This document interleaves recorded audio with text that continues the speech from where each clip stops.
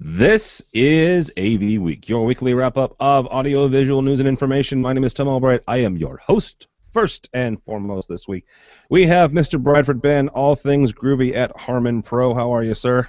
Very good. Nice to see you. I greet you with the Holy World peace to all our friends out there. Peace and love, baby. Peace and love. Peace and love. Peace and love. So with us is Michelle from Media Vision. How are you, ma'am? Happy Friday. And last but not least, I met Karl at the CI Summit, the CECI Summit, back in August. Great guy. We got him on a boat out in the middle of the Potomac, so that was fun. So Karl is from LG Electronics. How are you, sir? Doing well, Tim. Doing well. Happy Halloween to everybody. Happy Halloween. That's right. It's Happy Halloween. So if you're watching this, take your kids out. What are my kids this year? One of them. My daughter is a descendant, which if you haven't watched that horrible Disney movie, don't. And then my son is a zombie pirate hunter. He's a pirate and he's a zombie, but he says he's a zombie hunter, which I don't get. It's somewhat. It's a supernatural thing, but he's my new best friend. What? He's 7. Yes, he did. We did. Yeah. Tim, how long have you known me? Long enough. Yes. What is my avatar? It's the zombie from ThinkGeek. So. And do I talk like a pirate every day? No. Only on Talk Like a Pirate Dog. Day. Only on Talk Like a Pirate Day. All right. A couple things real quick, and in all seriousness, we've got a couple things that we've done this week that are kind of cool, and we're just continuing this whole holy cow. Tim's doing AVNation full time, so let's go around the world. Our buddy George Tucker was live at Middle Atlantic yesterday for their wrap-up of AV Month.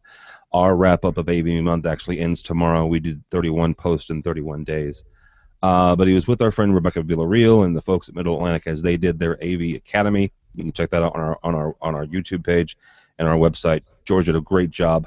If you're watching this live, or you catch it over the weekend, you can come down and join us on Monday and Tuesday as we celebrate Digital Signage Week, Monday through Thursday next week in New York. We're going to be broadcasting live from the Daktronics office in the middle of Times Square, which is it's kind of cool. Never done a show from Times Square, so that's neat. They got a bunch of the guys at Daily Do have a bunch of stuff kind of planned out. So check that out. Can you explain who Daily Do is to those of us who might not know? Daily Do is a publication. Adrian Cottrell and the gang over there, they cover digital out of home, which is what the DOOH stands for, digital out of home. And they cover digital signage in essence. They cover that end of the AV industry. Adrian was with us at InfoComm this year. I believe he's going to be with us at ISE, if I'm not mistaken, and I may be saying something I shouldn't at this point. So I'm going to stop talking. All right, so let's kick this off with a couple things. We had 2 significant passings in the AV industry this week. One was an integrator, right? And his name is Mackie Barron. Mackie started HB Communications years ago after World War II. He's been involved with InfoComm and the precursor to InfoComm for well over 50 years, right? He passed away this year. And the other side of that, I guess the other side would be Grant Stewart from Stewart's Film Screen. First of all, not a very old gentleman at all. He was in his 60s when he passed away this week as well. The issue here, the crux of this conversation really, is to kind of mark their passing. It's very sad for their family. Our condolences go out to them. Bradford, when things like this happen, right? We all know that we're going to die. We're all mortal, right? There's no secret here. But these are 2 gentlemen who led and trailblazed two significant companies in the space. And not to ask I guess a weird question, but as we move forward and their families grieve and their companies move on, not only who takes their place in their companies, who takes their place in the industry? That's kind of a very valid question. As much as I hate to say it, some of the industry icons are now becoming rusty industry icons. Hopefully companies have succession plans, especially for bad things happening. I realize not everyone does, especially smaller companies, but these weren't exactly smaller companies, so hopefully they have things in place. I think the challenge is that a lot of the younger generation doesn't have as much of a base in the physical infrastructure or the foundation that's needed to replace these gentlemen. We can talk about some of the training options out there, which we'll get to, but still having the ability to start a company and grow it that long and have a niche that becomes very successful as the industry expands, I think is going to get harder and harder. We can talk about screens. Our screens are definitely here to stay. But Stewart made some incredible things. That they started with, perf screens and very large non-seamed screens. And HB Communications, they've been involved in things that we don't even think about. But they've been involved for so long. But now, I hate to say it, thanks to the internet and some of this stuff, getting a big business that adds things back is getting smaller and smaller because there's lots of small startups. And then the desire to actually make a unique product, everyone runs to Kickstarter and off it goes, and they kind of throw it against the wall and see what happens. Whereas these people said, I see a need, I'm going to fix it, and we're going to go from there. So I think there is going to be a slight difference, but I also think I'm underselling the younger generation. Because you do have people like Johnny Moda, who is definitely into the industry and is working for the common good. But I do think it's definitely left a hole in the industry with these greats passing. Same as when Crestron's founder passed. There's always that challenge of who comes up next to fill the ranks. Like I said, part of it is I think us as the graybeards. Sorry, Michelle, but us as the older generation. Would have a duty to kind of mentor and bring along some of the newer people and explain to them best practices. And, you still need gain staging even though it's all digital. And, look for this widget. I just wish someone made a widget like this, and talk through that stuff. But unfortunately, I see a lot of conversations devolving into personality issues and who's the smartest person in the room. I think we need to be much more open with our ideas so that we can hopefully grow the industry and backfill these people. That's kind of long-winded, but no, it was fine. You're a graybeard. I expect that. Just like my grandfather, he just sit back and get off my lawn, you damn kid. Michelle, Bradford brought you in, so I'll ask you the same question. How do you do that? How do you cautiously and respectfully still try to train these folks that sometimes, let's be honest, millennials think they know everything?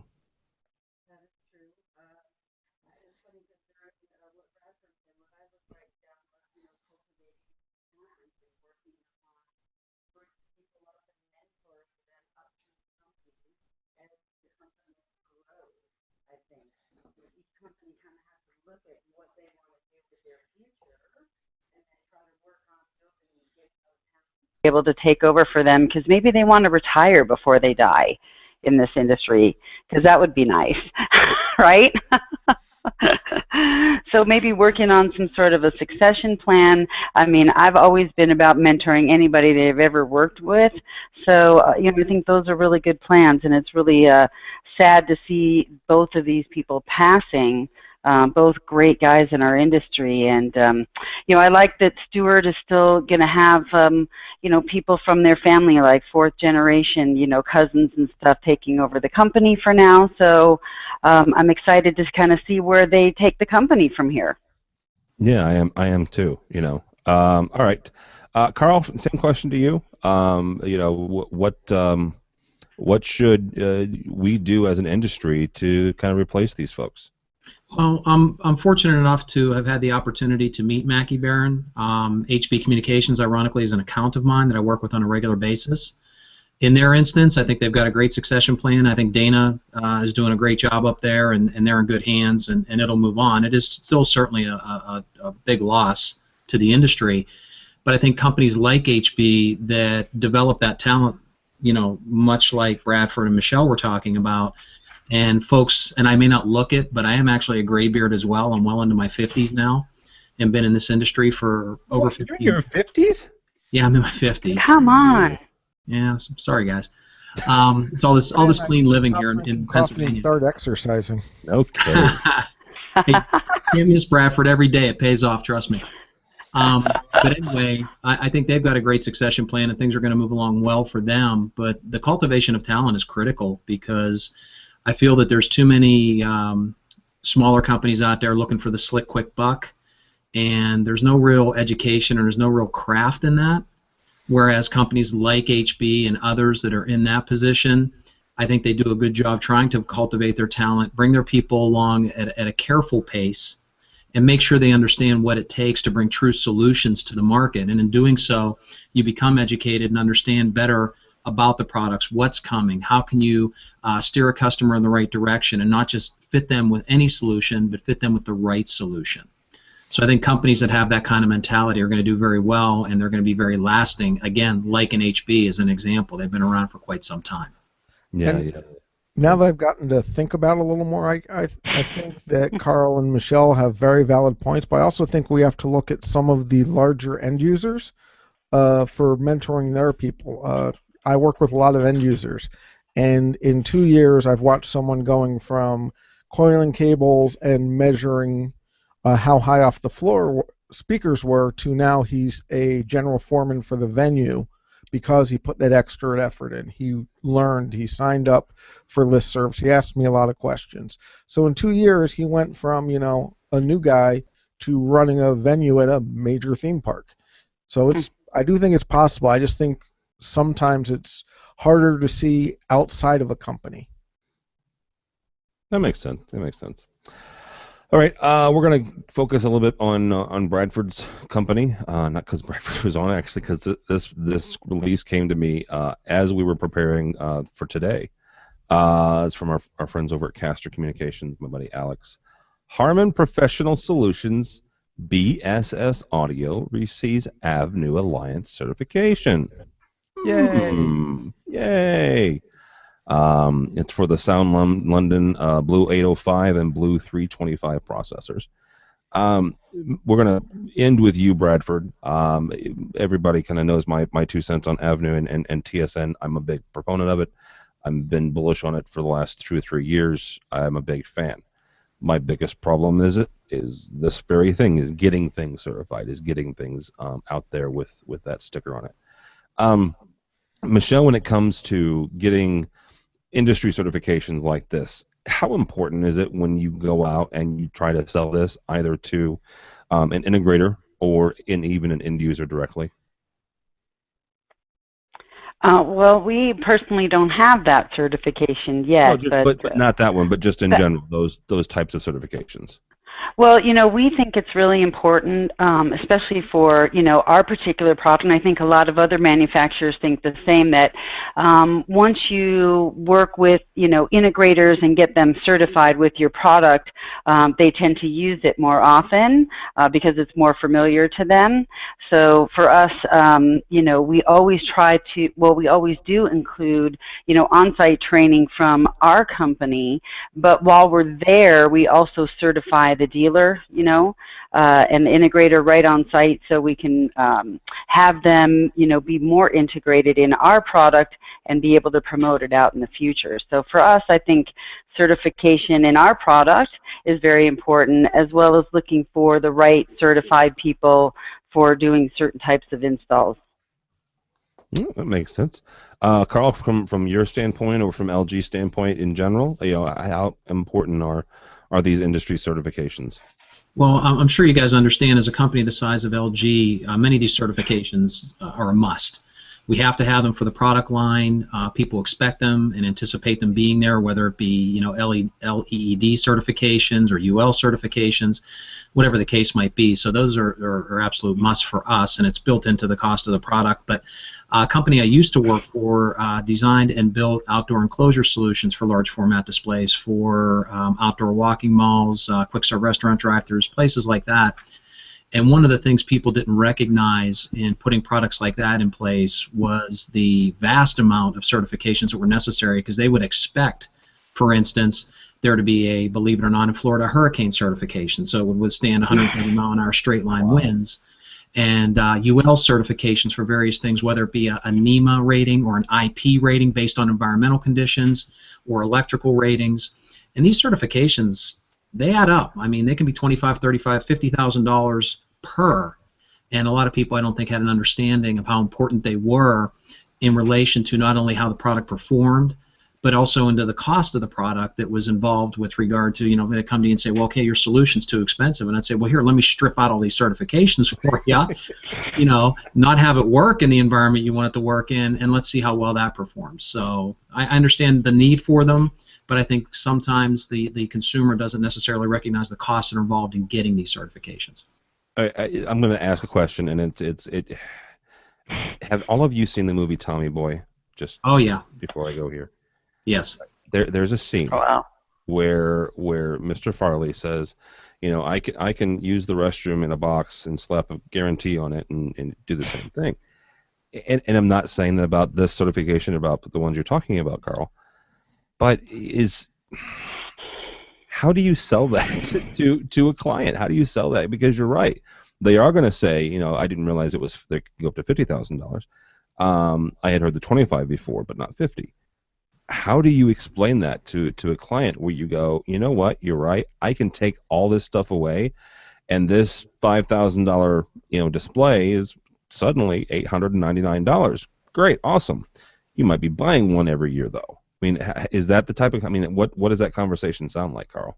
I got to be honest with you. I've only been with LG quite close to 2 years now, and in my previous company, like I said, building the product we built, people relied on them to be, figuratively anyway, bulletproof. And you start to put them out there, and frankly, we could put together a product that would have been literally or figuratively bulletproof, but when it came right down to it, whenever they were putting them in, I can use quick serve restaurants in particular, you go to QSR and start putting these things in, and you'd have an electrical inspector come in, and if he did not see the proper certification, he would not give them an occupancy permit, to give you an example. Oh, wow, okay. So there were obstacles just to getting these things in from the standpoint of being able to do business in any particular location. So unfortunately, they were necessary evils.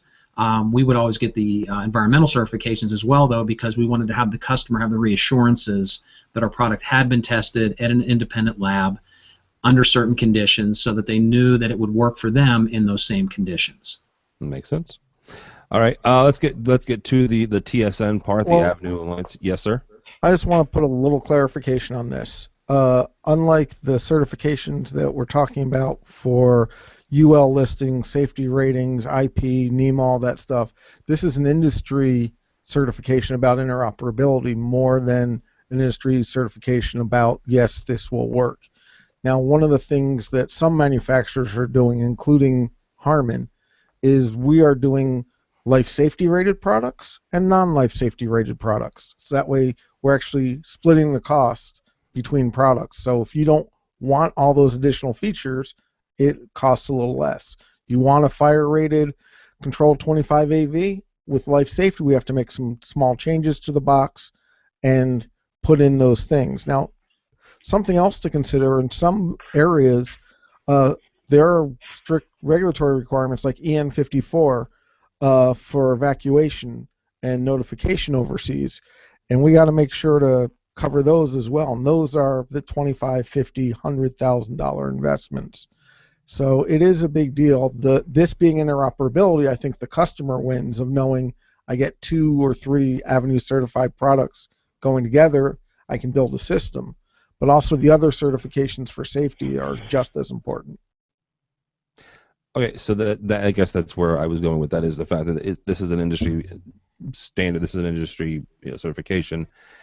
It's voluntary, right? Yes. I mean, you don't have to have it. So here's the 2 questions for that. Karl mentioned the fact that of how much these things cost. Where does the trade-off come, Bradford, when you don't have to have this? Technically, you could put together, I could put together, well, I couldn't, I'm not that smart, but you could hire someone to put together a TSN, switch, let's Yes. say, and a talker and a listener, not get it certified, market it as such, Yes. well below what some other ones would be, but it's not certified, right? So there's no guarantee that it's going to be, operating with other TSN products. So where is that mark when it comes to, I guess the best way to ask this is where does that certification become valuable?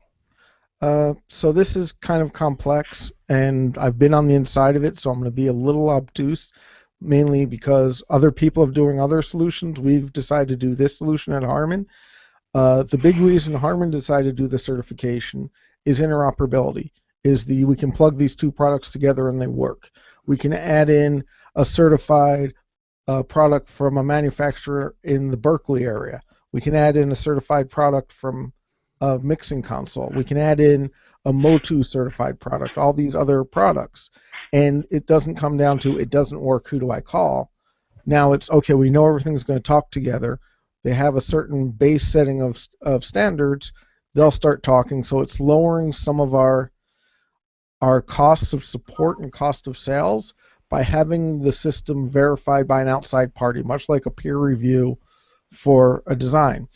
There is cost for that. However, for instance, getting the AVnu certification on the BSS product was less expensive because we'd gotten the AVnu certification on Crown products ahead of time.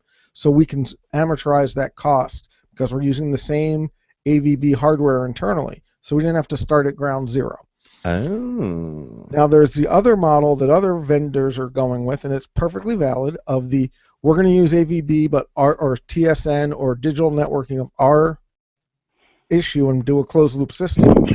But as soon as you start putting that AVB TSN label on it, people expect it to talk together. And now who do you ask when it doesn't work? Because the last thing I think any of us want is for our integrators and our customers to be standing there. My DVD player is not talking to my mixer, which is not talking to my amplifier. Where's the problem and who do I call? And AVnu helps cut down on that because we already know those products can talk to each other. Whereas if you have products that this is an AVB device and this is an AVB device that and neither of them are certified, who do you call? How do you know they're going to work? Are they using the same stream protocol? Are they using the same sample rate? All these little things that are in the minutia, but these are the things that take hours and weeks and days to track down. So I think the benefit to the customer is, look, we've gotten it certified by a third party. Things are going to work together. And it's an investment, but it's a good investment. We as Harman have seen a downtick in the amount of support we have because of this, because now the two talk to each other perfectly. They both talk the same language. So there is a benefit for the customer of that there's been a third party looking at it. And for those of you who are curious, it's the University of New Hampshire. So it's truly a third party that's outside of the industry and outside of, like, manufacturer A says it works. Well, and that's one of the things that kind of gets me is that excites me about the fact that about TSN and about AVnu is they do have this third party. It's not it's not UL Labs, but it's a third party, and they do a good job. They do a thorough job. My biggest thing right now is just getting it through that process and speeding up that process. Right. In the last year, the first one, I mean, and they should have. They made big bones about the fact that the first product out was an Extreme Network switch. It happened back in February, and since then there have been 3 other products. I believe I could be mistaken about that number. Sounds about right. And one of the things I can say is part of the speed problems, because we were the first endpoint to be AVnu certified, was so you're the problem. It was our problem. Is that it sounds funny, but for us to hook up a Harman device to a Harman device and they work is great. But we had to wait for another talker and listener to come online and be able to match the two up, because one of the things in the rules is you can't just test with your own products. You have to test with other people's products. Well, if there's nothing else that's AVnu certified yet, how do you test against it? So it's kind of that one walkie-talkie problem. It's cool, but not much fun. Now, what's happened since then is it's gotten a lot faster. We've gotten a lot faster. I can tell you that this certification for AVnu took about, after we decided we were going to do it as Harman, it took about 45 days. And that included us updating firmware and all that. So it can get pretty quick, but part of that's because it's sharing technology with an already certified product. Okay. And we know what we're doing, having done it a few times. It's kind of like, I'm sure, as everyone else knows, especially LG, if you get the first television certified for UL, the second time's a lot faster. So there is speed coming, and there is a tipping point for this. And I think when manufacturers see that customers are asking for it, you'll see more products, because I know that's the next question. And I think a lot of that is on the integrators and the end users going, I want to know that my pieces work together. And that's one of the things we have to train people on is you're building a system, you're not buying components now. Yeah. With how much networking and interconnectivity is going on, it truly is a system. You know, it's like you can't just buy a VoIP phone and not have a central switch to plug it into. So you have to buy the entire system, and having ways to know that your system is certified to work is great. It's kind of like if IEEE hadn't ratified Category 5 cabling and Ethernet as 802.A, I think it was, but none of these things would talk to each other either. So I think it's a good thing for everyone. No, it is, and it makes sense. It's getting integrators and the engineers who are working on this on a day in and day out basis to understand that they're designing whole systems. I think a lot of them are already doing it that way. It's just they're part in piecing them together, right? And instead of doing that, they need to take kind of a holistic approach to it as they're putting it all together and understanding all that. Alrighty, from our friends over at Commercial Integrator, InfoComm urges members to stay exceptional. With InfoComm International in the early stages of developing its next strategic plan, and if you don't know that, every 3 years they do. The board goes through their next strategic plan.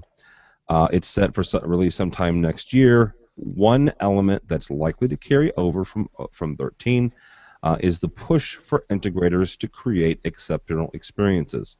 I'll take one issue with Mr. Craig McCormick on this. I think it's more than just integrators. I really didn't notice this when I was scheduling this very show, but I have 3 manufacturers on this program. So Karl, I would still say it's somewhat on you guys as well. I really believe that because whether it's customer service, whether it's technical support, integrators can't do their job if they're hurting for support from your guys' end. So, Karl, we will start with you from LG, and again from your perspective. How do you guys make sure that it's an exceptional experience at the very end when the end client, the actual owner of the facility, comes in, and you know your TVs are on the wall, and what they see is wow. Well, I like to think that at least from the LG perspective, Tim, we want to offer, displays are commodity items, as everyone knows. There's plenty of not so much manufacturers, but plenty of folks out there marketing displays that do very similar things. So you're right. There has to be a differentiator there that makes it an exceptional scenario, and we like to think that one of the things we offer is our signage software solutions that go along. We have various flavors, from our SuperSign to our SuperSign EZ, to a very, very basic scheduler for those that are just looking to put up a single display, maybe rotate JPEGs or things of that nature, and they don't want to really get too terribly involved to make it easy for them. So we like to offer these tools as well to our integrators so that they have a way to bring more than just a display to the customer. It's a solution that they can put in front of them that helps them solve a challenge, frankly, solve a business challenge. And it can be anything, like I said, from the basic school cafeteria menu all the way up through an enterprise that needs to have a solution that provides signage throughout an entire corporate center or across the country for that matter. So we like to think that we provide some of the tools to the integrators to help them bring exceptional solutions to the end user and allow them to take advantage of the things that we have to offer. All right, that makes sense. Bradford, from your standpoint and from Harman's standpoint, you guys have a lot of things to offer.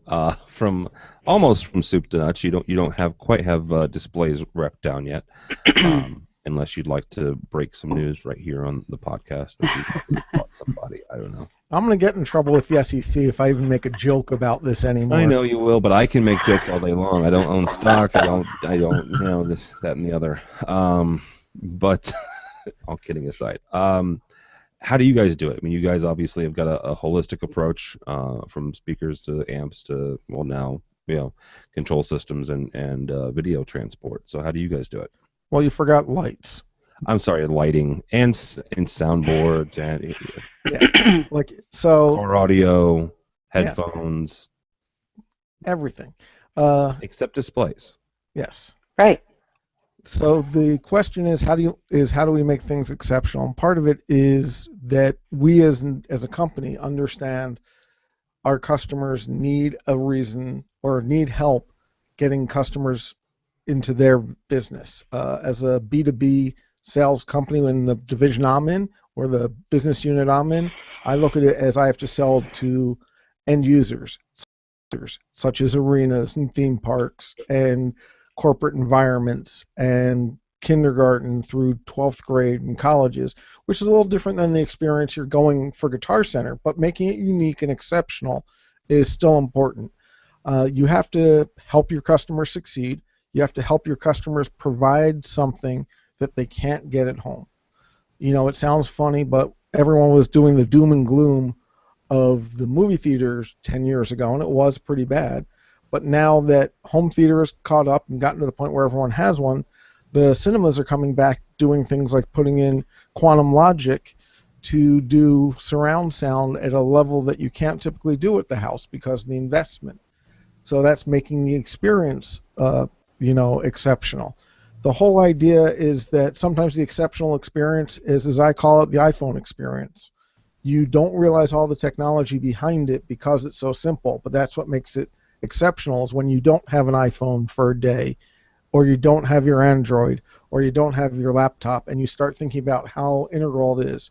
And that's the other thing we're trying to do in the boardrooms is make it a simple user experience that's exceptional. And I do think that integrators and have a role to play in this because sometimes the exceptional experience can be bad. The exceptional experience of a bad integrator is bad. We'll all agree to that. The system you leave behind is your calling card. And you got to think about, I want to make my system, exceptional so that I'm exceptional to my customer. So I think it's kind of a add value all the way through the chain, make it better than the sum of the parts, and give people a reason to call you or use your products. Obviously, Karl can talk about what the brightness and the contrast ratio is and all that in the displays, but to come in and say, here's why it's better, here's how you're going to have a unique experience, here's the unique selling points, are a key thing. And our integrators need to be able to do that rather than just come in and go, I'm less expensive.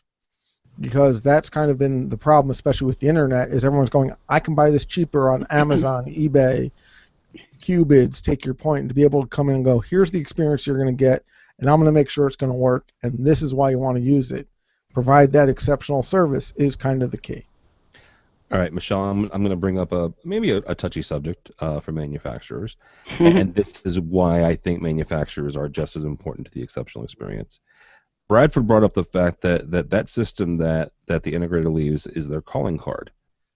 It's only their calling card if they put it on a blank rack space. Whose calling card it is more often than not is yours, and yours, Karl, and yours, Bradford, and whoever else. It's that label that you guys put on those beautiful black boxes and those little interfaces that sit on the desktop. LG and MediaVision and Harman, you guys put your name everywhere, and that's wonderful, and you should. But how do you make sure that it's an exceptional experience when sometimes you're not working with the best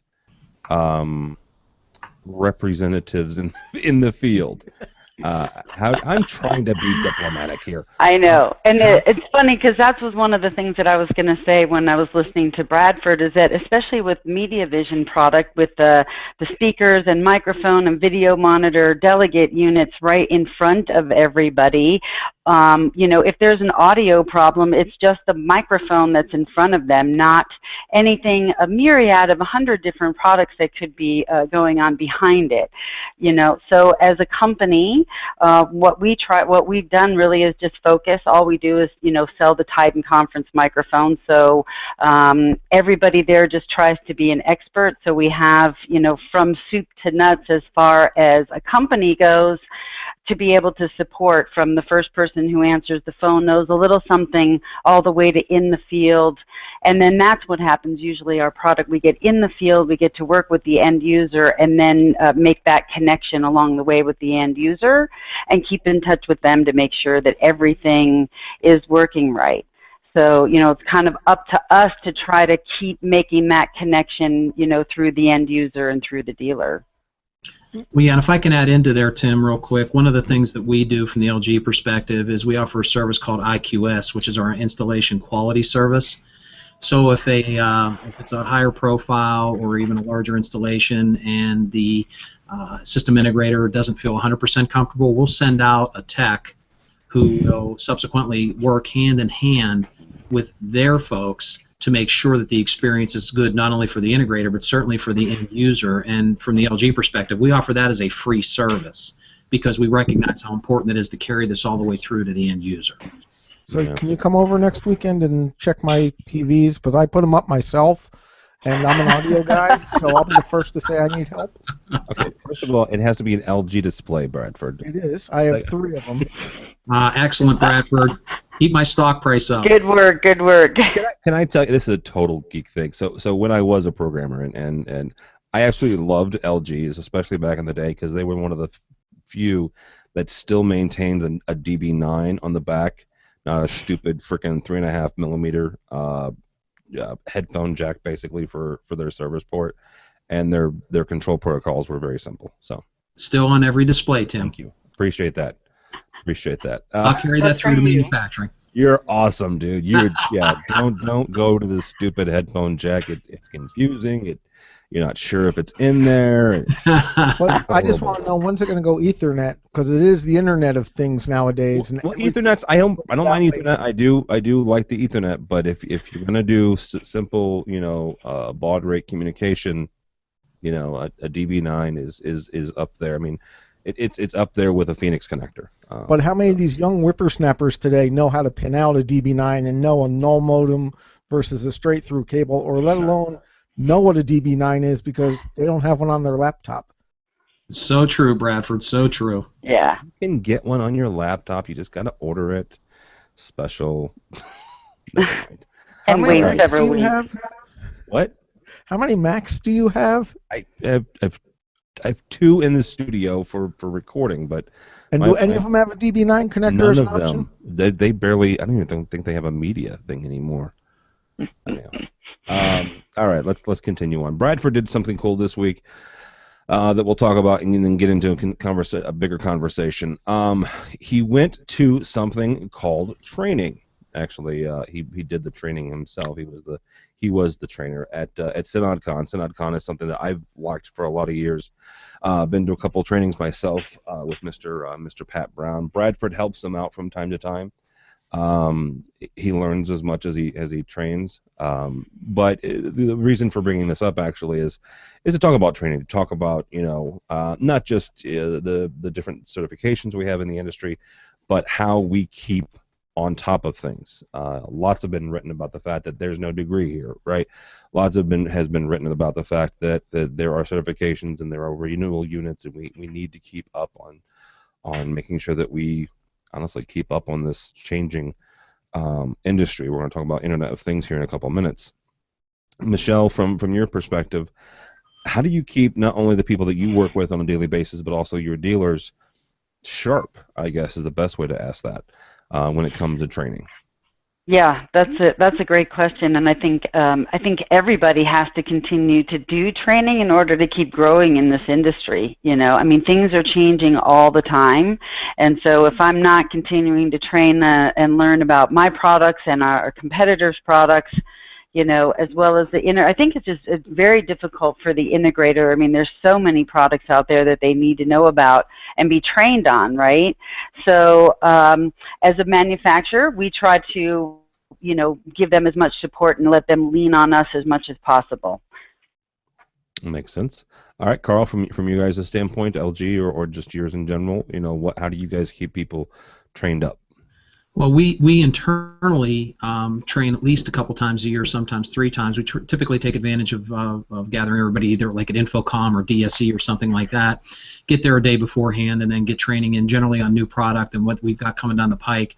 Quite often we'll cover roadmap, things of that nature. We do offer trainings to our resellers and integrators. Generally we do it via a webinar series that we have. Whereas we bring out new products, we'll go ahead and have a webinar where we'll involve everybody with regard to the finer functions of the product, and then that leads into our IQS that I mentioned before, where our folks will literally go on site and train the trainer type scenarios where they'll help folks, whether it be with color calibration, white balancing, how to do USB cloning with our displays, things of that nature, so that when they move forward, they'll have a better handle on exactly what it is they're doing with our products. All right, makes sense. Bradford, from your perspective, how do you personally, and then also how does Harman? Well, first I need to make a little clarification. The class that Pat Brown, Steve McAtee from Rain, and myself were preparing for is actually in Washington, D.C. the week of the 16th of November. Oh. We were taking 2 days to actually prep for the class. Now, the reason I bring up that clarification is we gave this class a year ago. And technology has moved on so much, we had to spend 2 days going through and revamping the entire class. So it's a different class than last time. And this is kind of a key element because people go, oh, I took that class already. I know that. Why do I need to take it again? Well, unlike driving a car, things are going to move. Your gas pedal is not always going to be on the right in the audio industry. Someone's going to make pin 3 hot or remove the pins altogether. So that training becomes an ongoing thing. Knowledge is a journey, not a destination. Kind of like people say security is a journey, not a destination.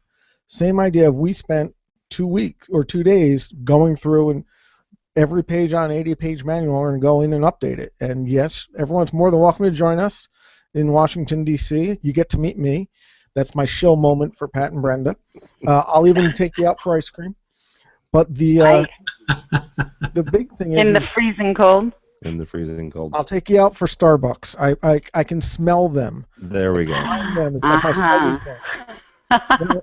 In terms of training, it's a big deal at Harman. We put a lot of investment into it. If you look at the AMX training rooms, we have all around the country and the world. You look at SoundWeb London training. You look at Audio Architect training. We spend a lot of time and do a lot of video. And just like Karl mentioned, we'll do a lot of webinars online. The challenge is getting back to those young whippersnappers, and also for the more experienced people, is some of the foundations are missing with a lot of this training. And getting people to understand that becomes important because, like, some of the older people don't understand IP addresses. Some of the younger people don't understand ground hums. So doing this training to bring everyone to the same common language and vocabulary becomes important. As Harman, we look at it as we train you on our products, you get comfortable on our products, you succeed quickly and easily on our products, and we're able to work with you faster. I think all the manufacturers are like that. We want to make working with us easier. I do think training's a big thing, and I think that the idea of having industry certifications and product certifications is good. I think that that continuing education units are important because that keeps you fresh and new. But I think part of it is people like us have to remind people, well, you learned this, and that was in 2007. It's 8 years later. Kubernet's not king anymore. AES 67 is king, or Dante is king, or TSN, AVB is king. So staying current and not thinking you know everything is kind of the big one. And I think part of this lies on the integrators as well as the end users of the training institutions and the manufacturers need to explain how the investment in training will lower their cost of operations, will make things faster. You know, if you take training for, I'm just going to pick, configuring a DSP engine from brand A, B, C, or D, and you can now program that DSP engine in 1 hour instead of 8 hours, that investment's worth it if you're going to do 7 or 8 projects like that. So we as manufacturers and in the industry have to say, here's why it's going to help you. Here's how it's going to help you succeed. And people on the other side need to think, if I can use new technology, will it help me stay current? Will it help me succeed? Is it going to make my life easier? You know, it's kind of like the iPhone thing. First few times you used it, you were stumped. Now people can't live without their cell phones. So I think it's a two-way street, and we have to explain to people where the value comes from making this investment and how we can help them succeed. And that's part of the reason that the CEU credits are even available for manufacturers training, as well as for SynAudCon training and, you know, video training. Take your pick. Well, and what I would say is also from a manufacturer standpoint, and you guys may not be able to say this, but I'll say it, it lowers you guys' cost, honestly, because it lowers your technical support costs. You have a trained army out there. You have a trained workforce that knows your product because you have trained them. You're going to have less technical support calls. You really are. Now, or if you still get technical support calls, they're going to be faster and more accurate. Yes. Which sounds dumb, but it's a huge thing when someone goes, I tried this, and this, and they don't work, and they can go, okay, try this, and poof, it works. It makes things better. And also, you know, as Karl was saying and Michelle were saying, if you have a certified installer and they call you up with a problem, I'm willing to bet you all of us will go, they've been through the training, they've made the investment, they're partners with ours. Yes, we don't think the product is smarter than them. Let's figure this out together. And, you know, it makes everyone win. It's a true partnership. Well, one other aspect to consider, though, is when you've got trained individuals out there on your product line, the nice thing is they're comfortable with your product line, and as you know, end users ask them more questions, they're more likely to recommend your products moving forward. And I know they're not there with the intent of being salespeople, but certainly a lot of these people rely on technical individuals and their, you know, what is their opinion of something, and if they're giving positive feedback on how they like working with something because they feel comfortable with it, well, they're going to start giving that person that same comfort zone because they've had such great experience. Yeah, so true. All right, guys. That's we were going to talk about Internet of Things, but we're actually a little bit. We'll do it real quickly. Two things, real quick. There's an article on avnetwork.com, our friends over at New Bay, asking what is the Internet of Things to AV. Second thing is we have a brand new show with Dave Danto called Connected, talking about the Internet of Things. So, real quickly, Michelle, we'll start with you, and we'll end up with Bradford. From your perspective, and it can be from MediaVision or from Michelle's perspective, you know, personally, what is the Internet of Things when it comes to the world of AV? Yeah. I think it's a good thing, and then sometimes, you know, it's not such a great thing. You know, our product for, you know, personally for MediaVision, our product for a long time never did have internet access because we felt that, you know, if you were in a meeting using our product, that you were, you know, supposed to be there concentrating on the meeting, not able to go out on the internet. But, you know, we just find that there are a lot of people that actually do need to do that during a meeting. So, you know, there's a lot, you know, the internet, it's just too vast of a place for information that people need to get to, whether it's, you know, connecting AV equipment or just finding out information during whatever it is that they're doing. So it's just too important to life these days. It's a good thing and a bad thing. All right, I like that answer. Karl, from you? I think it's really the Internet of Things to me, and how it impacts AV is the streamlining. I've noticed that in our product line in particular, where we're adding the ability for some of our displays to be access points, for instance, in huddle rooms or conference rooms where you can have 10 to 15 people sitting in a room and give them the ability to connect, and it's streamlining now. You don't need a separate access point as part of what you're doing. The Internet of Things also can be something as simple as low-power Bluetooth and the ability to communicate with people walking by the displays in a particular environment to deliver a message or to get information from them in a safe manner, of course. But again, just another way to bring information and the ability to gather and disseminate that information in a more streamlined fashion. To me, those are the Internet of Things, because eventually, you know, and you're starting to see it now with Chevy, for instance, where they've got their cars have the ability. I've got one. where you've got, it's basically a wireless access point, another way to get to the internet through your vehicle, for instance. So I think it's the streamlining and making the internet ubiquitous. And though Michelle made a great point, it may not be the best thing in the world right now.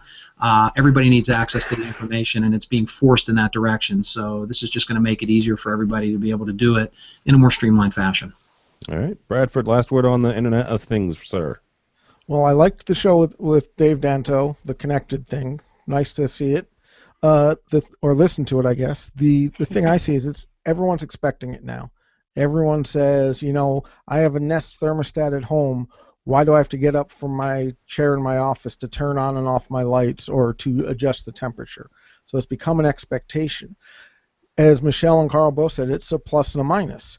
Now you have people sitting in meetings with their iPhones and their Androids and their Windows portable and all that stuff, looking for Wi-Fi so they can go out on the Internet of Things or project their items. And I think that's an important thing, is to make it easy for people to bring their own device and tie into the conferencing systems or the self-serve system. My favorite is Starbucks allows me to order my coffee before I walk in, and they just hand it to me. Love that feature. And that's the Internet of Things. I can talk directly to their printer. Bradford, do you have stock in Starbucks, man? No, really?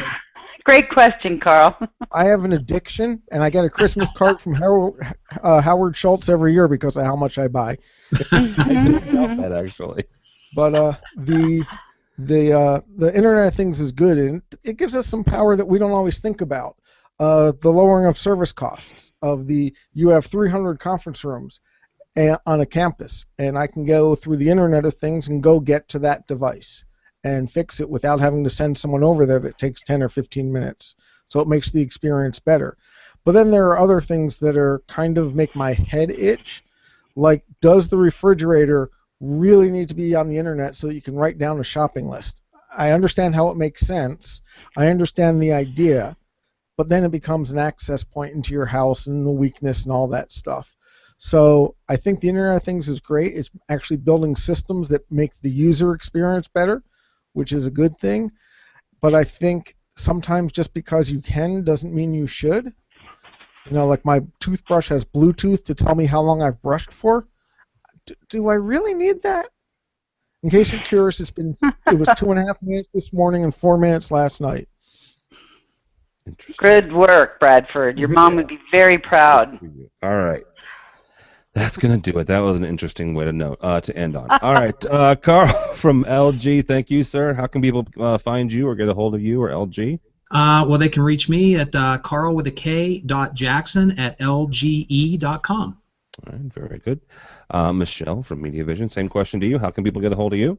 Excellent. You can email me at Michelle with 2 L's at media-vision.com. Thanks again, Tim, for having me. Appreciate it. Oh, thank you. All right, Bradford, last but not least, how can people find you and or get a hold of you? Starbucks is the obvious answer, but... Look for the closest Wi-Fi hotspot. It's bradford.benn@harman.com, or you can find me at bradfordbenn with 2 N's on the Twitters. You can find me at AVNation, usually causing problems. You can find me on the Evil Book of Faces, the LinkedIn, the Google Plus. I'm a nerd. Just Google me as Bradford Benn, B-E-N-N. And remember, kids, peace and love to all. Brush and floss well. All right. My name is Tim Albright. Don't follow me, but go by the website. Real quickly, I forgot about this. Congratulations to an old friend of ours, Tom Berry from Verex. He's on the freaking cover of Commercial Integrator this month. Good for him. Excellent. That's great. That none of us will be able to live this down ever. ever. I love you, Tom, but oh God, he's going to have it framed or something stupid. Of course. He's going to give it to you framed. Oh my gosh, yeah. Maybe you can have him on the episode. Maybe I should. There you go. Just the two of us. Live from a coffee house in Amsterdam. All right. Anyhow, go to the website, avnation.tv, avnation.tv. Bradford mentioned it. He and Mr. Matt Scott have done an awful lot of good work on the website, so congratulate them. They're the reason it looks like it does and functions as well as it does. You'll find this program, our new connected one. We have a brand new social one called AV Social. All kinds of ones coming out. Check out the YouTube page and also sign up for our newsletter. Now that this is what I'm doing full time, we're actually going to do one on a monthly basis. So yeah, check that out if you would please. AVNation.tv, AVNation.tv. Thanks so much for listening. Thanks so much for watching. This has been AV Week.